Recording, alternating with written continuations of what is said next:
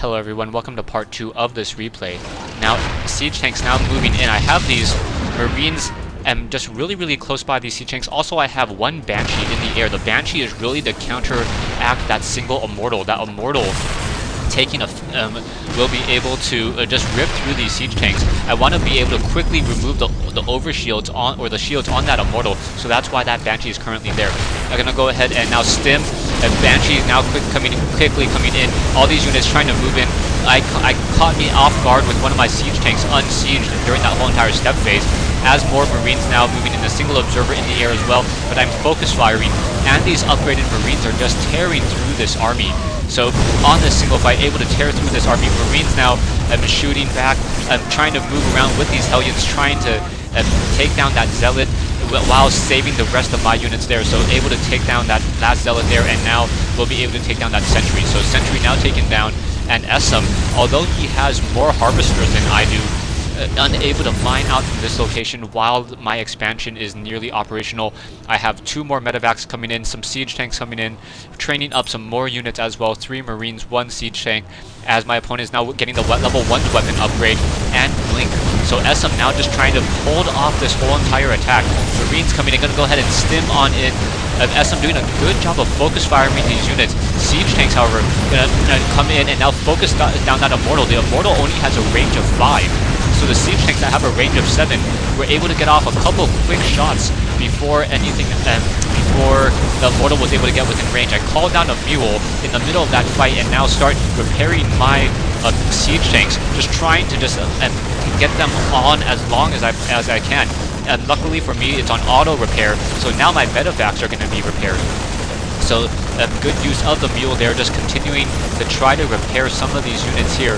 I don't need the additional minerals, as I'm already producing as many Marines as I can. And now in comes some more of these Stalkers, as again, I see the low hit point Immortal in the back. We'll go ahead and quickly take that down. So his army is much weaker just because of his whole entire DPS. And that Mule did a good job of just saving these 2 units, saving those medevacs. Both of those medevacs were fairly low on hit points, and now one of them is nearly 100% on hit points, and the other one is still being repaired. So that Mule saving 200 minerals and 200 gas in terms of unit count in the battlefield, able to continue to just heal up more units, or heal up those, or the medevacs will continue to be able to heal up more Marines.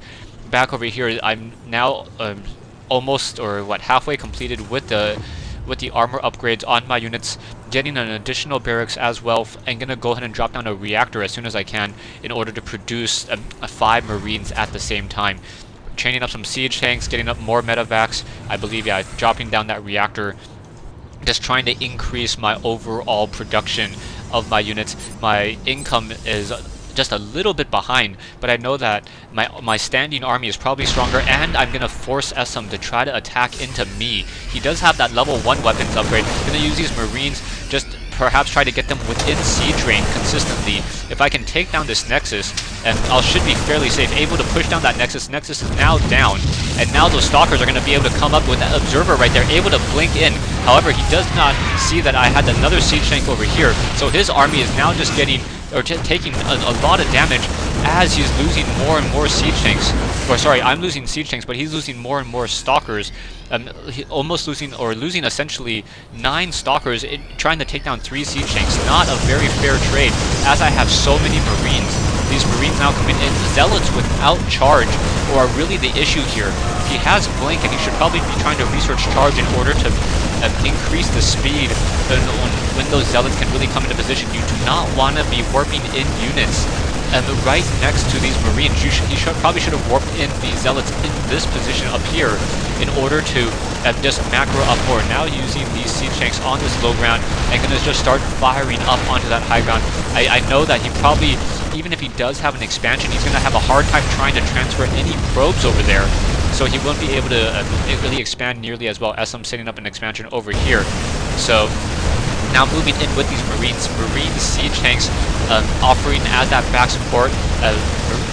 Siege tanks as that back support. Marines is continuing on to push and will be able to take down the rest of these bases, and Esseim will be forced to say GG. Thanks for watching. Thanks for listening. I hope you guys enjoyed this replay. I'll just go ahead and let the replay just finish out Just want to be able to make sure that he really does force a GG. I know that he has his expansion over here because I saw the probe earlier.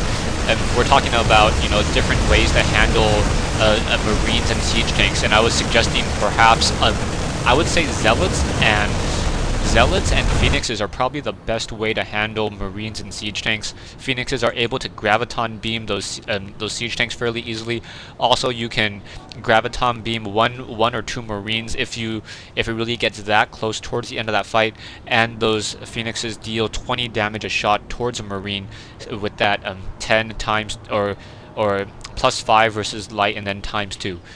Thanks for watching, thanks for listening, and I hope you guys enjoyed this replay here from Metalopolis.